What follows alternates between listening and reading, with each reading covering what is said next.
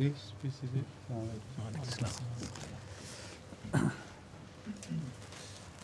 How are you?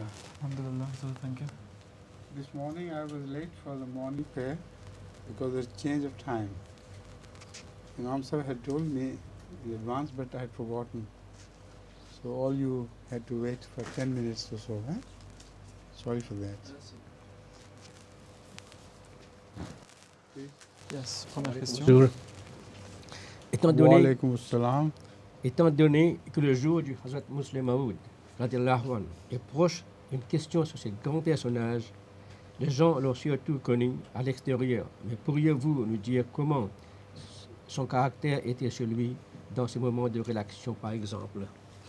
As the Hazrat Muslim Maud Day is approaching fast, we'd like to have a question on this great personage in Islam. And it is that people mostly knew him outside his house, how he used to be, how he used to behave, etc., etc. What was his character that he manifested inside the house, and how did he spend his moments of relaxation, for example?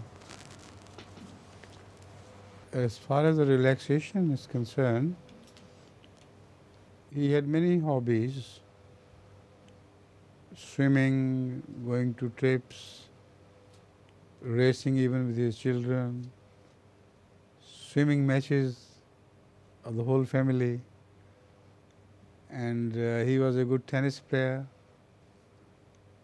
And even after partition, when he was more older and ill, he used to play table tennis with us. Sometimes he would surprise us and play the table tennis. So these were his relaxation times. And also, as I had told you earlier, perhaps, he was fond of cooking. And generally he was a good cook.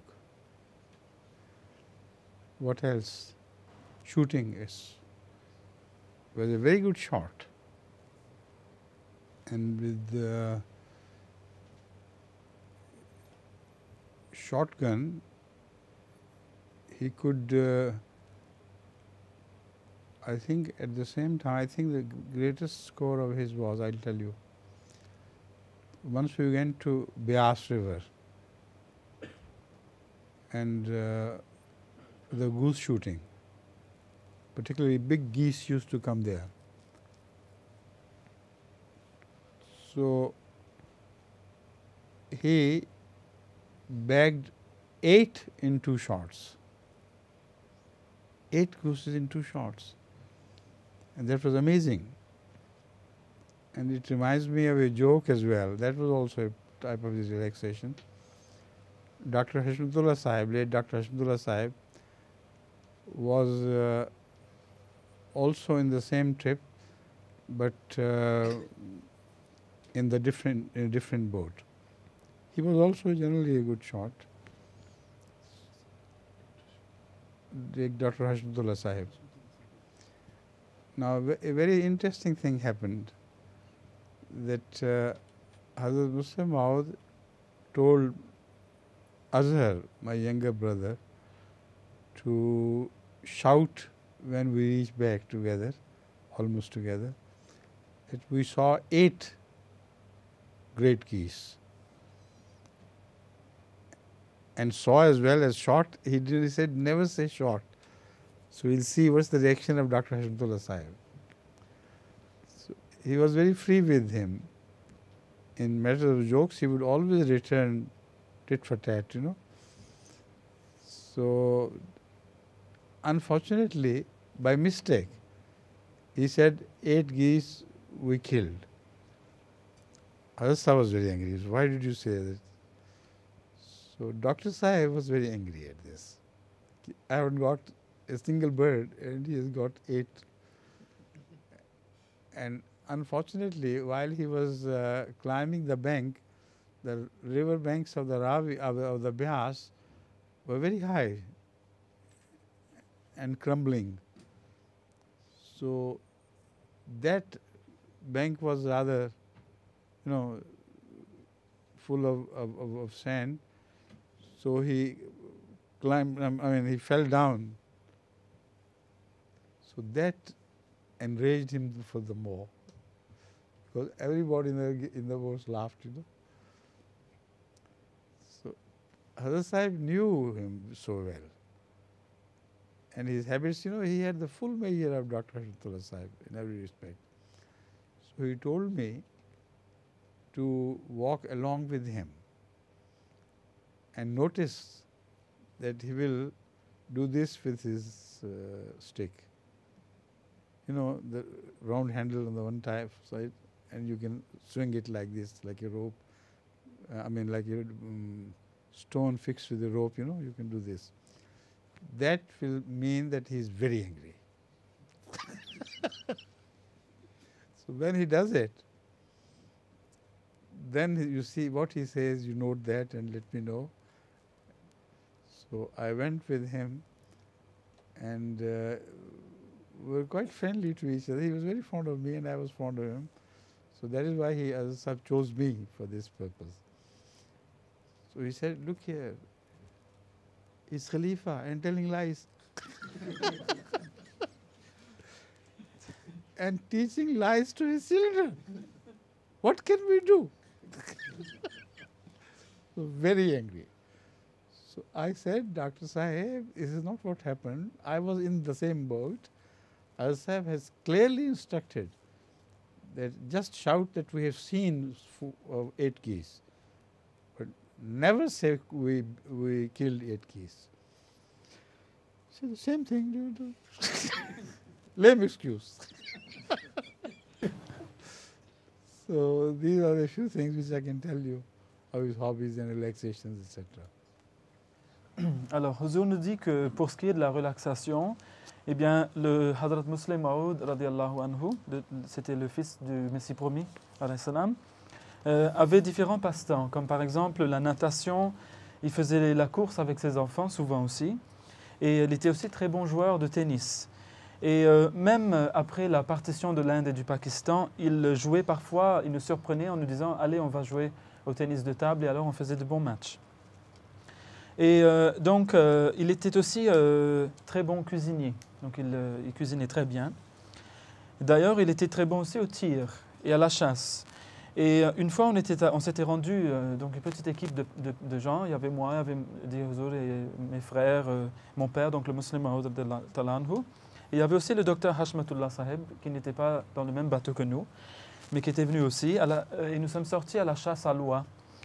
Et le Muslim Maud, pour vous dire à quel point il était bon au tir, eh bien, en 2 coups de fusil, il a pu avoir, il a fait descendre 8 oies. Et le Muslim Maud a dit à l'un de mes frères d'aller crier pour faire savoir au docteur qu'on a trouvé 8 belles oies, mais de ne surtout pas dire qu'on a pu les avoir, les tuer, parce qu'il serait très très fâché, parce que lui, évidemment, il n'en avait pas encore eu jusque-là.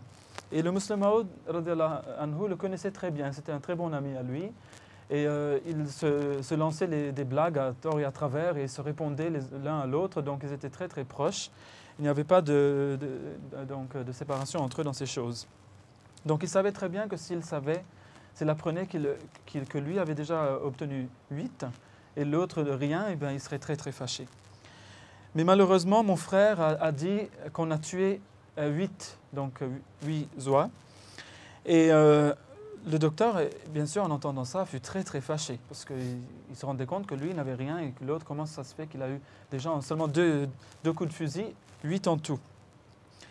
Et comble de l'embarras, le docteur, en remontant la berge de la rivière, est tombé par terre et cela a fait rire tout le monde dans le bateau. Donc là, il était vraiment très très très fâché. Et il s'en est allé en marchant avec sa canne.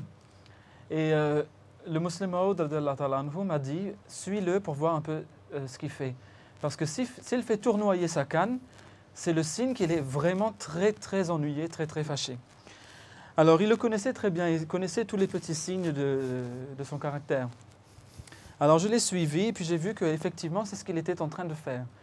Et il était vraiment fâché, alors il me fit, je lui dis « Mais pourquoi vous êtes fâché à ce point ?» Alors il dit que il dit, cet homme, c'est le calife et il ment, et en plus, il est en train d'enseigner le mensonge à ses enfants. Alors, il dit, qu'est-ce qu'on peut faire si on a un calife comme ça? Alors, il était vraiment très très fâché. Alors je lui dis, mais écoutez, c'était pas ça, ça ne s'est pas passé comme ça. Moi j'étais dans le bateau et j'ai entendu le calife en train de dire, il a tout simplement dit, dites qu'on a trouvé 8 belles oies, sans plus, et ne pas dire qu'on les a tuées déjà, pas encore. Et c'est tout. Il a dit non, mais c'est pas une bonne excuse. Et il était quand même très fâché. Donc voilà des petites choses, des petites anecdotes ainsi que j'ai connues. Et c'était un peu comme ça que passait, c'était le passe-temps donc du Muslim Maud radhiyallahu anhu, entre autres. Donc il y avait beaucoup de choses, mais il y avait ceci. One more thing, add as a word of apology to the children and the great children, I should say, grandchildren of Dr. Hashmatullah Sahib. You know, these are real facts that when Hazrat Sahib was relaxed, he used to have this battle of wits with Dr. Sahib, and both enjoyed. So after a while, when Dr. Sahib cooled down, you know, he must have repented that he was rather harsh, but he had other means of winning his heart back by being extra kind to him. So this went on. This is a friendly rivalry between the two. Sa sainteté dit que je devrais ici présenter un petit mot d'excuse aux enfants et aux petits-enfants du Dr Hashmatullah Sahib. En fait, cela n'est pas du tout, je ne dis pas des choses contre lui, pas du tout. Il faut tout simplement se rappeler du fait que lorsque le Hazrat Muslim Maud radhiyallahu anhu était dans ses moments de loisirs, de relaxation, il avait l'habitude, puisqu'il était très bon ami avec le docteur, de faire des batailles de mots, si vous voulez, avec lui. Et le docteur aussi appréciait beaucoup cela. Et donc, cela était une chose qu'il faisait souvent, et c'était juste un signe de leur très profonde et sincère amitié, donc qu'il le sache. Have you also mentioned other hobbies like tennis and other Yes, things? so- so. In the beginning, yes, Yes. right. Please, C'est une question à propos du verset 4 du chapitre numéro 5. Pourquoi ce verset sur la perfection de l'islam a-t-il été révélé dans le contexte de la nourriture plutôt qu'en rapport avec les piliers de l'islam? Cette injonction sur la nourriture était pratiquement la même que pour les juifs, pourtant leur religion n'était pas complète. This question is based on the verse Al-Yawma akmaltu lakum dinakum. And it is that why is this particular part of the verse revealed in the context of the prohibitions and allowances made for food, whereas it could have been revealed in the context of other main or major beliefs of Islam or pillars of Islam? And we see that, for example, in Judaism, the laws of food were practically the same as they are in Islam. So in what is Islam more perfect if it's revealed in that particular context? First of all, the fundamentals are revealed much before the small things of this and that, really. So, the Holy Prophet ﷺ was revealed these things, small fringe matters, at the very last.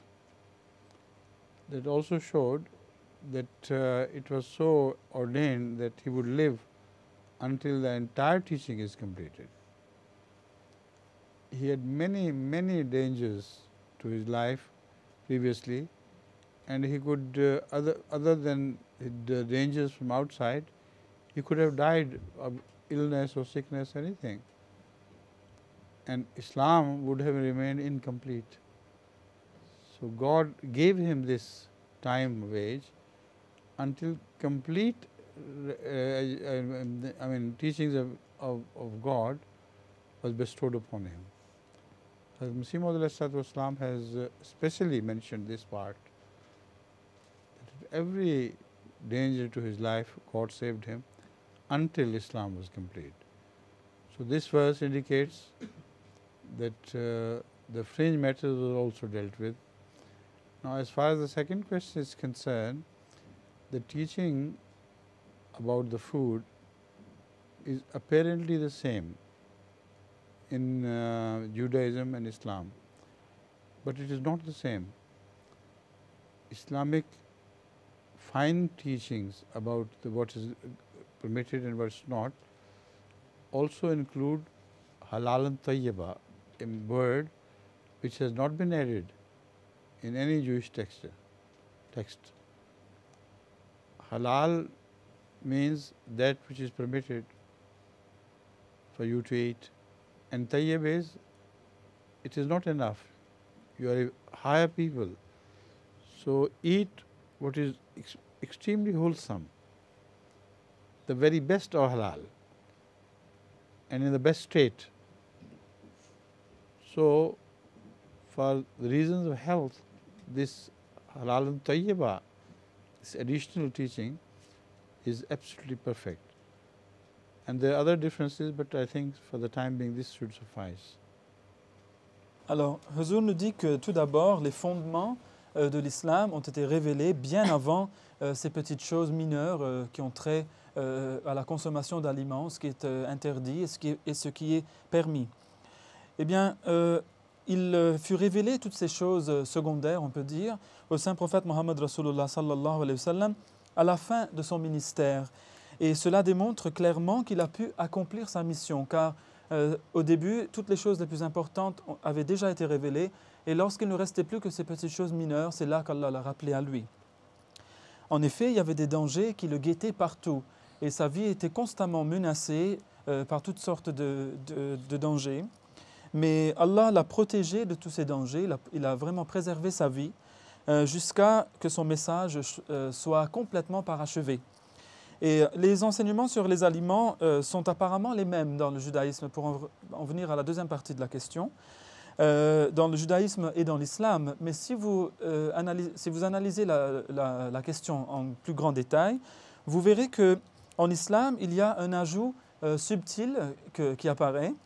Et c'est que, à l'encontre ou en sus de ce qu'il y a dans le judaïsme qui parle du halal, c'est-à-dire des choses qui sont permises, et cela est aussi dans l'islam donc, il y a aussi la mention de tayyib. Donc Allah subhanahu wa ta'ala nous dit que vous devez manger ce qui est halal, ce qui est permis, mais aussi ce qui est tayyib, c'est-à-dire ce qui est pur.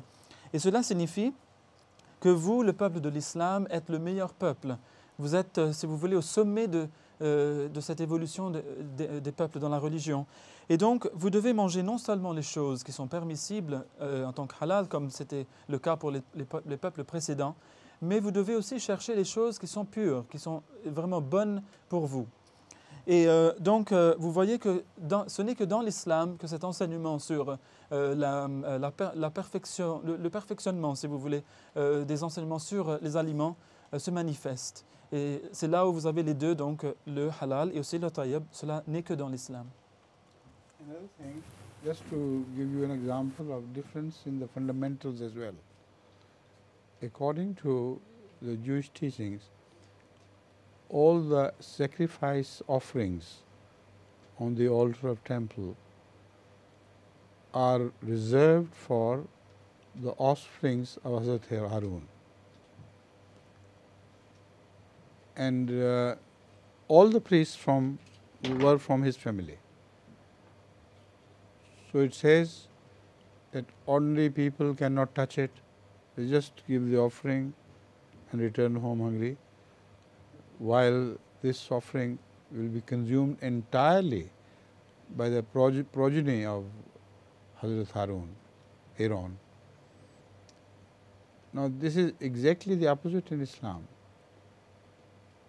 Hazrat sallallahu alaihi wasallam was revealed a teaching which was just opposite to this.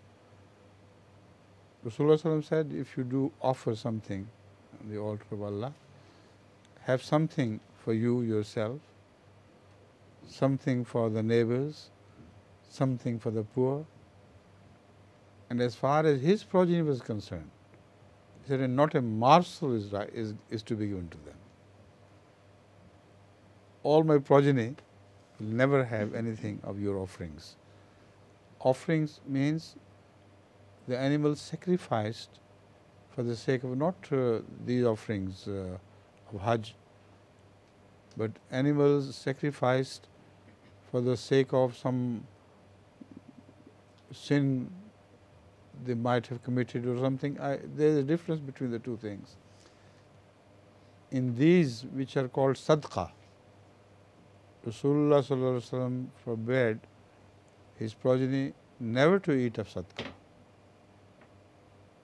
be it in the form of animal or be it in the form of other money, etc. Alors, Huzur nous dit une autre chose très intéressante ici, et c'est un exemple de différence dans les fondements même de ces enseignements qui ont trait aux aliments. Eh bien, dans le judaïsme, vous remarquerez que tous les sacrifices qui sont présentés au temple sont réservés aux seuls descendants d'Aaron, que la paix soit sur lui. Et en effet, tous les rabbins viennent de sa famille. Les autres, donc, les autres juifs n'ont pas droit à ces sacrifices, ils n'ont pas le droit d'y toucher. Mais nous voyons que c'est tout à fait le contraire qui a été révélé en islam au saint prophète Mohammed Rasulullah sallallahu alayhi wa sallam. Il a reçu un enseignement tout à fait à l'opposé de ce que nous venons de mentionner. Et c'est que si vous sacrifiez quelque chose, quelque animal ou quelque chose comme cela, eh bien, vous pouvez en prendre une partie vous-même. Vous devez en donner une partie à votre voisin, une partie encore pour les pauvres, etc., etc. Mais rien et strictement rien de vos sacrifices ne reviendra jamais au saint prophète Mohammed sallallahu alayhi wa sallam ou à ses descendants ou à sa famille. Donc c'est tout le contraire. Et par sacrifice, je ne dis pas, dit Huzur, les animaux qui sont sacrifiés à l'occasion du Hajj, pour le pèlerinage. Mais je parle de ces animaux qu'on sacrifie en tant que sadaqa, c'est-à-dire comme des offrandes pour se faire pardonner différents péchés, etc. Donc c'est dans ce sens-là que je suis en train de le dire, dit Huzur. Et donc voilà comment, dans ces deux enseignements, nous voyons une grande différence, même une opposition totale. C'est une question qui vient de l'île Maurice. Sorry, excuse me. Your wife has not come. Non, non. C'est une question qui vient de l'île Maurice. Dans le Tafsir Sarir, le Hazrat Muslim Maud, qu'Allah soit content de lui, a écrit qu'au début d'une sourate, on doit lire A'udhu Billah, puis le Bismillah. Si l'on commence à lire au milieu d'une sourate seulement A'udhu Billah, or à la MTA, il a été remarqué qu'avant la récitation du Coran, on présente toujours le A'udhu Billah et le Bismillah. Quelle est la méthode correcte à suivre? This is a question which has come from Mauritius, Huzur, and it's about something which is in the Tafsir Sarir. And it's written there by the Hazrat Muslim Maud Anhu that if one starts to read the Holy Quran at the beginning of a surah, then one should recite A'udhu Billahi Minash Shaitanir Rajim, then followed by the Bismillah Ar-Rahman Ar-Rahim, which is part of the surah. But if one starts to read a surah from the middle somewhere, then one should say only A'udhu Billahi Minash Shaitanir Rajim. Now, they've noticed in Mauritius that on MTA, for example, when the tilawat is presented every shift, that both A'udhu Billah and Bismillah is always as a routine presented. This So which has is the been the proper? tradition of past ulamas, that some only said A'udhu Billah, and particularly the professional qaris only read A'udhu Billah if they read from the middle of the surah. And some old scholars always read Bismillah along with A'udhu Billah. I also do this, and I have my own personal argument that as far as the Bismillah is concerned, it is to be recited before everything. So it's not a question of it's written there or not. Everything you begin with has to be begun with Bismillah ar-Rahman ar-Rahim. So in keeping that in mind, I always follow A'udhu Billah with Bismillah. Alors, Huzur nous dit que ceci, en effet, a été la tradition de beaucoup de ulama dans le passé. Et surtout les personnes qui se spécialisent dans la lecture du Saint-Coran. Ils ont préféré toujours, lorsqu'ils commencent à lire une sourate de son milieu quelque part, mais pas de son début donc, ils ont commencé par A'udhu Billahi Minash Shaitanir Rajim, donc je cherche refuge auprès d'Allah contre Satan le rejeté. Par contre, d'autres, et ce sont aussi des personnes très savantes du passé, ont toujours récité le Ta'awudh, le A'udhu Billah, avec le Bismillah qui suit. Et donc cela a aussi été une tradition établie. Quant à moi, dit Huzur, je préfère, et c'est ce que je fais, réciter les deux. Donc, A'udhu Billah suivi de Bismillah, sans voir si c'est le début d'une sourate ou si c'est au milieu de la sourate. Et mon argument, dit Huzur, que j'avance ici, est que, de toute façon, vous savez qu'en islam, avant de faire quoi que ce soit, vous devez dire au nom d'Allah. Donc, c'est pour cela que lorsque vous allez réciter le Coran, vous devez aussi commencer par le nom d'Allah. Et c'est ainsi qu'après le ta'awudh, vous devez dire Bismillah ar-Rahman ar-Rahim, c'est ce que je fais. Assalamu alaikum, Huzur. Wa alaykum salam. Si les Juifs avaient suivi les enseignements de Jésus, alayhi salam, prêchant une soumission totale devant la violence, comment aurait été la situation? Pensez-vous qu'ils auraient été débarrassés du joug romain? Huzur, this is a question about the Jews at the time of Jesus. In Huzur's opinion, had the Jews followed Jesus' teachings to submit to violence and not to reply to it in any way, not to oppose violence, I could say, then would they have, would the situation, the political situation there have changed? Would they have been saved from the Roman yoke? Of course, yes, most certainly. Huzur dit que certainement ils auraient été débarrassés du joug romain. Assalamu alaikum, Huzur. L'Afghanistan a encore une fois fait la une dans l'affaire de l'avion détourné. La conclusion tirée de cette affaire est que les gens ordinaires essaient coûte que coûte de fuir la guerre et les dirigeants cruels de leur pays. Cette souffrance est-elle une continuation de la punition d'Allah suite au martyre de Sabzada Abdul Latif? Et si oui, combien de temps durera-t-elle encore? Recently, Afghanistan has once again come into the limelight with the hijacked plane affair.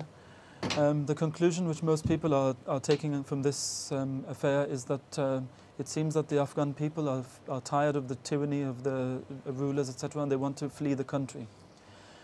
Is this, in Huzur's opinion, a continuation of Allah's punishment to these people following the martyrdom of Sahibzada Abdul Latif? I have not a shadow of doubt about it. Hazrat Sahibzada Abdul Latif Sahib Shaheed, before his shahadat, when he was martyred, he had warned the people that many calamities are going to follow, and my blood is very dear to God. So some of his prophecies about the calamities got fulfilled the same night in a strange way. And then people started talking that perhaps there is much to follow in future as well. The prophecy which he had made, one of the prophecies which he had made was that tonight, after my death, you will see something strange and different, a sign of anger of God. So it was a time of year when there were no dust storms or anything.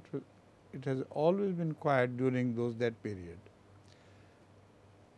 But while he was stoned to death, people suddenly saw a yellow storm, arising on the horizon, which was a strange phenomenon. Never had people witnessed this thing. And when that storm hit, it devastated many inhabited places and buildings, etc. So at that same time, people started talking that we have done something wrong, because this man is right. And this I have taken from an engineer, British engineer, book, क्या नाम है उसका? Under the Absolute Amir. He was witnessing this, and this is what he has written. That never before such a storm of dust and wind had been witnessed during this month at all. It was absolutely quiet month. Throughout the history of Afghanistan, this was not known. So then many other calamities broke out. like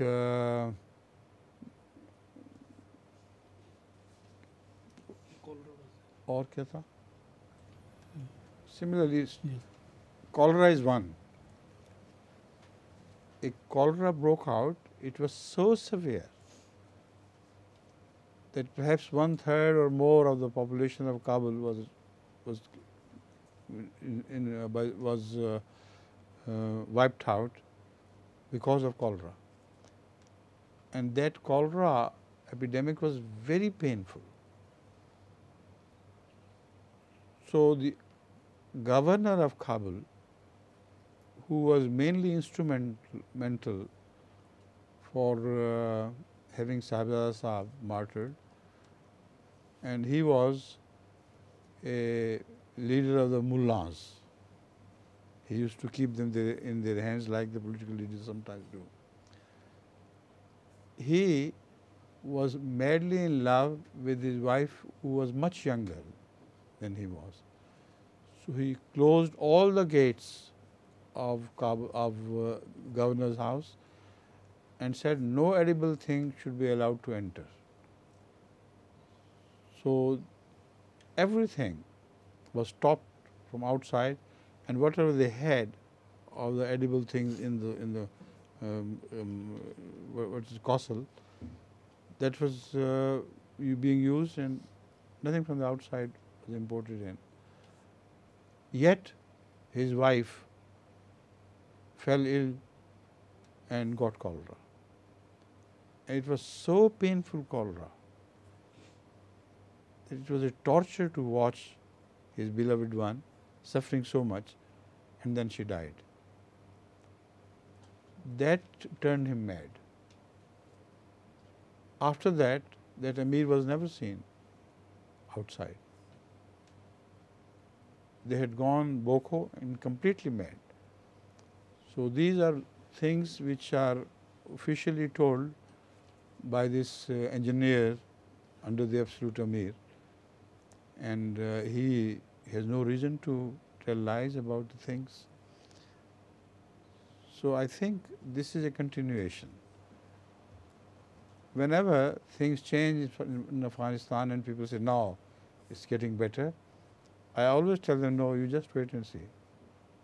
Something else will happen now. So this seesaw of atrocities is continuing from both sides, and Afghans are suffering. Recently I read a report that 5,000 widow Afghan ladies have been given asylum in America.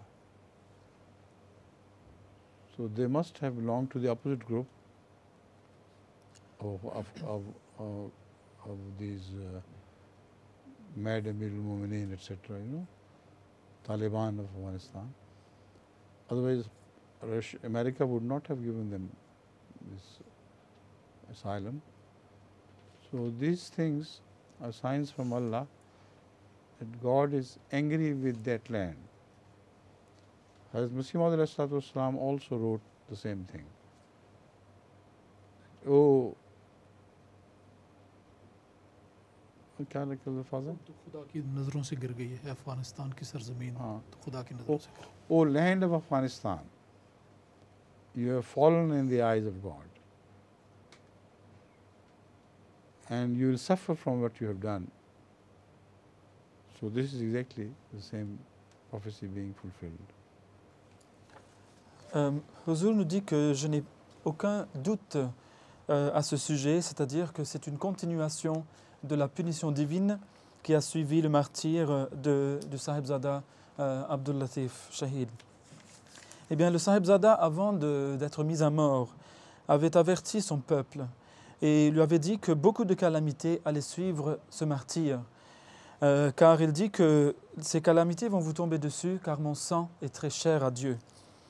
Et il a fait différentes prophéties. Certaines s'étaient révélées, avérées vraies, s'étaient accomplies tout de suite après sa mort. Et l'une d'entre elles était que vous verrez ce soir quelque chose d'étrange et d'anormal qui va vous tomber dessus. En effet, juste quelques moments après sa mort, une terrible tempête de sable de couleur jaune, qui n'était pas du tout de saison, se leva de nulle part et frappa la ville de Kaboul. Le peuple se dit que sûrement nous avons mal agi et que cet homme avait raison, nous avons fait quelque chose de terrible, mais c'était trop tard. Et d'ailleurs, j'ai pris tous ces renseignements, dit Huzur, d'un livre écrit par un ingénieur britannique qui travaillait pour l'émir de Kaboul à l'époque. Et le titre du livre en français, c'est « Sous l'émir absolu ». Donc il dit que ceci a été suivi d'une terrible et épouvantable épidémie de choléra qui a éclaté partout dans la région. Et ce choléra était d'un type très très douloureux, particulièrement douloureux. Le gouverneur de la place, qui était aussi le chef des mollahs, était responsable donc, du martyre du Sahibzada Abdul Latif Shahid. Eh bien, c'était un homme qui aimait à la folie sa femme, qui était sa cadette de plusieurs années. Et il eut tellement peur en voyant les gens mourir dans une souffrance atroce autour de lui, qu'il se fit enfermer, surtout avec sa femme, donc il voulait la protéger, avec sa retenue et tout ce qu'il avait dans son château. Et il ne permettait à personne d'en sortir ou d'y entrer. Malgré toutes ses meilleures précautions, sa femme a été attaquée par cette terrible épidémie et elle est morte d'atroces souffrances. Et la voir dans cet état l'a rendu complètement fou et dès la mort de sa femme, on ne le revit plus. On ne sait pas ce qui lui est arrivé. Donc voilà ce qui est arrivé à ces personnes qui s'en sont pris aux gens de Dieu. Eh bien, à chaque fois que les gens disent à présent que maintenant la situation va mieux, tout va bien, les choses se sont calmées, je leur dis attention, autre chose va venir. Quelque chose d'autre arrivera. Ce ne sont que des choses qui montent et qui descendent et vous allez voir qu'à chaque fois que vous aurez un moment de répit, vous allez être frappé par quelque chose de nouveau. Et c'est ce que l'on voit. Et nous voyons que récemment, nous avons eu la nouvelle que même aux États-Unis, il a été donné asile à peu près 5000 veuves afghanes. Donc vous voyez que la situation là-bas est vraiment terrible dans ce pays. Ce sont des choses qui montrent que, ce sont des signes en fait, qui montrent qu'Allah est fâché avec ce peuple. Le Messie premier alayhi salam avait dit aussi, en s'adressant à l'Afghanistan, que « Ô terre d'Afghanistan, tu es tombé aux yeux de Dieu. Et maintenant tu vas souffrir, tu vas être puni pour cela. » Eh bien, voilà le Messie premier qui est en train de leur avertir de tout cela. Et nous voyons que tout ce qui s'est ensuivi n'est qu'une continuation de cette punition divine et qui se poursuit aujourd'hui. Le peuple afghan d'Ihuzur souffre beaucoup et ils continueront à souffrir à cause de leur erreur qu'ils n'ont pas encore réparée. Assalamu alaikum, Huzur. C'est une question de l'île Maurice. Nous comprenons l'inutilité de célébrer les anniversaires, mais qu'est-il des anniversaires des mariages? Aussi, doit-on faire si l'on est invité à un tel anniversaire, spécialement si c'est un proche parent? Another question from Mauritius, Huzur. And the question is that we understand clearly now what our position is vis-à-vis birthdays, for example. But what about marriage anniversaries, wedding anniversaries? How should we behave with regards to that? And for example, if somebody in our own family invites us to a wedding anniversary, how should we respond? It's a very difficult question. You can say you can decide either way. Birth anniversary is out of question. This marriage anniversary, as far as that is concerned, I have never celebrated my marriage anniversary. I don't remember the date even. So I have never witnessed Sahaba Kiram or previous Khulafa to have celebrated their marriage anniversary. So I think it's just a Western habit people blindly follow. There's no need of any such thing. Right? And in most of the marriages, if you hold anniversaries, then in the families there is some friction, you know. Either they have to behave,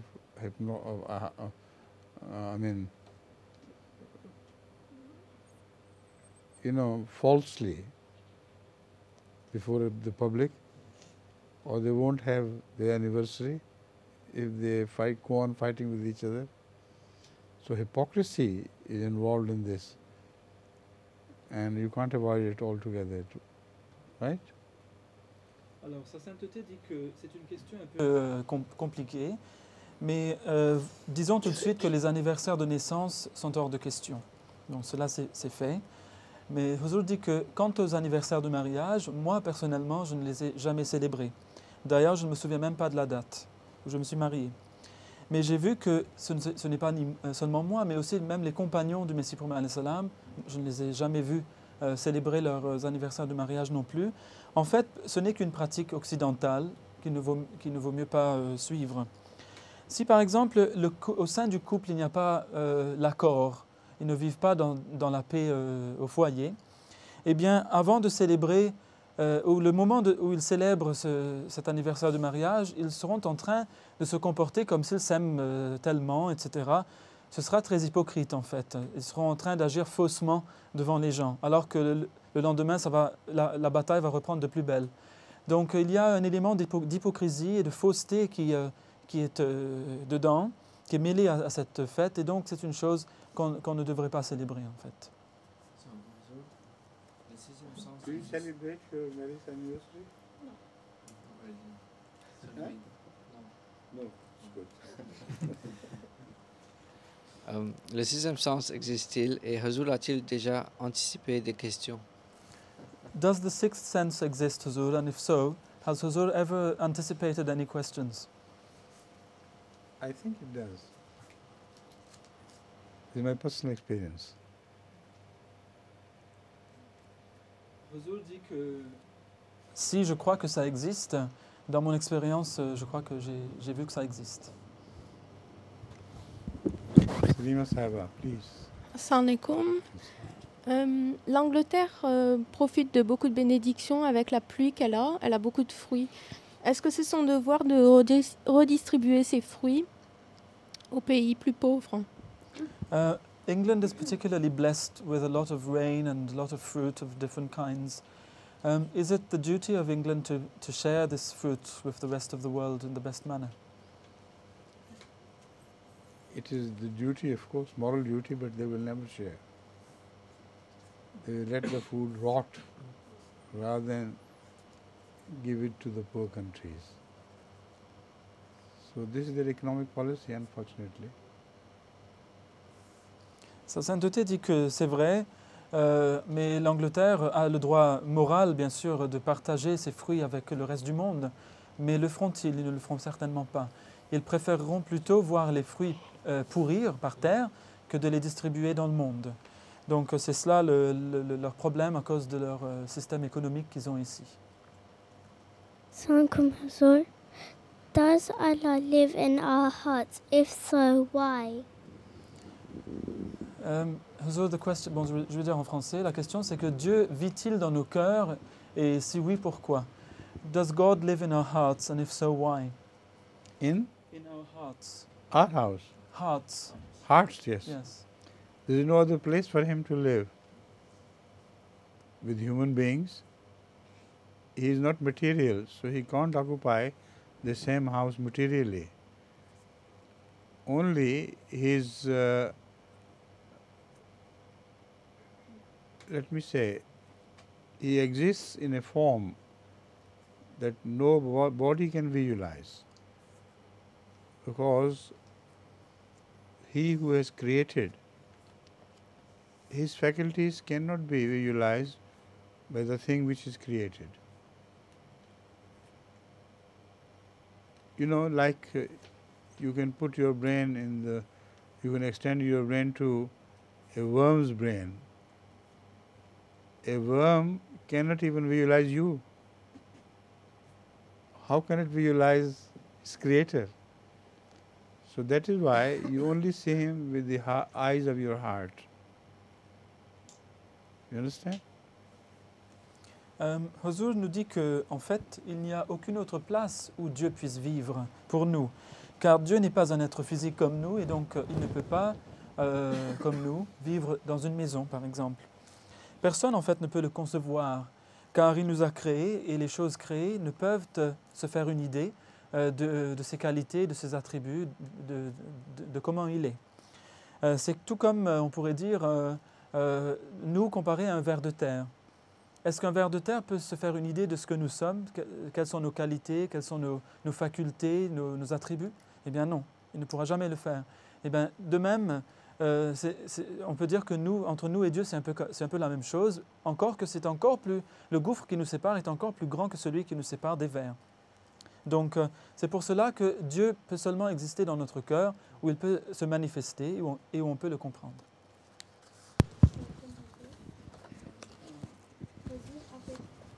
Un gros poisson à l'île Maurice. Hazou pratique-t-il la pêche dans sa jeunesse? Raconte-nous s'il vous plaît. Huzur had, if our memory is exact, had caught a big fish in Mauritius once. Yes, right. And the question is, did Huzur usually fish during his youth? And if so, During what? During Huzur's youth. During my? Your youth. Of course I did. And are there any incidents, memorable incidents about fishing? Not much as far as I'm concerned, but there is one incident with my grandchild, Usman. I used to have a fish farm in Ahmednagar, and I sometimes took my family for fishing, and we enjoyed fishing with the rods, you know. So Usman was imitating me, and he had a big rod, and perhaps a big fish was caught. It was too heavy for him, and the fish ran, he just dropped into the water. Everybody was stunned. Nobody has time to think what to do. And I knew if we were late, then he would die. So with all my clothes on, I just dived, and dived at the right spot where he was drowned, and picked him up and gave him to his mother, Faiza. So that is one incident which is worth quoting, very interesting. Sa sainteté dit que, quant à moi, je n'ai pas trop de souvenirs de la pêche. Il est vrai que j'avais l'habitude de pêcher, donc de faire de la pêche lorsque j'étais jeune. Mais il y a un petit incident dont je me souviens à propos de mon petit-fils Ousmane. J'avais en effet au Pakistan une ferme de pisciculture et on s'y rendait parfois pour attraper du poisson. Et Ousmane m'imitait un jour, il avait une grosse canne à pêche. Et il y a vraiment un très gros poisson qui a mordu à l'appât. Et il était tellement gros que lorsque le poisson a commencé à se débattre, il a entraîné Ousmane dans l'eau avec lui et s'en est allé avec Ousmane sous l'eau. Donc tout le monde, ça s'est passé tellement vite qu'on n'a pas eu le temps de réfléchir et on savait tout de suite que si on ne faisait pas vite, eh bien, ça serait trop tard, il serait difficile de le retrouver. Donc tout vêtu comme j'étais, j'ai plongé après lui au même endroit où il était disparu dans l'eau. Et je l'ai enlevé de l'eau, et puis je l'ai remis à sa mère, Faiza, donc, et ma fille. Donc voilà un petit incident dont je me souviens à ce sujet. Assalamu alaikum, Huzur. Where is Faiza? She's looked after my son. Taking care of your children? Yes, my son. One zero. En Occident, les Ahmadis donnaient de l'argent aux organisations qui aidaient les gens démunis de ces pays. Mais certains pensent que cet argent attirait beaucoup plus les pauvres d'Afrique, qui eux ne reçoivent rien de leur gouvernement. Qu'en pense Huzur? Huzur, in the West, a lot of Ahmadis have the habit of giving charity to those organizations who look after people who are really at the bottom of the social ladder, and who sleep on the streets, etc. But many are of the opinion that perhaps that money would be better placed in Africa, where it would be able to help more people. So what does Huzur think about this? You see, these charities do not work only for England. On behalf of England, they serve the poor and the stricken all over the world. In Africa, they also work, and so we have our own charity, well-registered charity, through which we send foods, clothes, and so many much-needed things, like crutches sometimes, and what not, you know, a lot of things are being sent from here to Africa to our Ahmadiyya charity. What's the name? Humanity First. Humanity First. So it's possible and we do it. So, Huzur would, if I may I, Huzur? It's that what would Huzur advise to Ahmadis to do? Should they rather give their money to Humanity First, or should no, to all, freely. I also participate in other charities as well. One should not be prejudicial in this respect. Sa sainteté dit que ces charités, en fait, ces organisations charitables, ne travaillent pas seulement en Angleterre et pas seulement pour la cause des démunis ici. En effet, ils travaillent partout dans le monde et notamment en Afrique.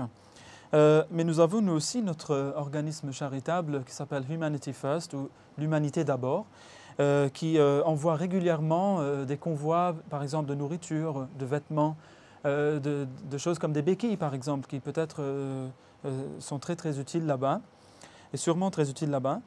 Et on leur envoie toutes sortes de choses, en fait, dont ils ont besoin. Donc la question qui a suivi, c'était qu'est-ce que Huzur conseillerait aux Ahmadis de faire? Devrait-il plutôt verser cet argent à notre organisation, à nous, ou bien aux autres? Huzur dit qu'en fait, il ne faut pas avoir des préjugés dans ces choses et il vaudrait mieux donner à tous pareillement, car moi-même je le fais. Et donc voilà, vous pouvez donner aux autres comme à notre organisation, à nous. Thank you. See, time always flies in your class. I don't know how rapidly it passes. There is also a walima to follow, so I have to leave in time.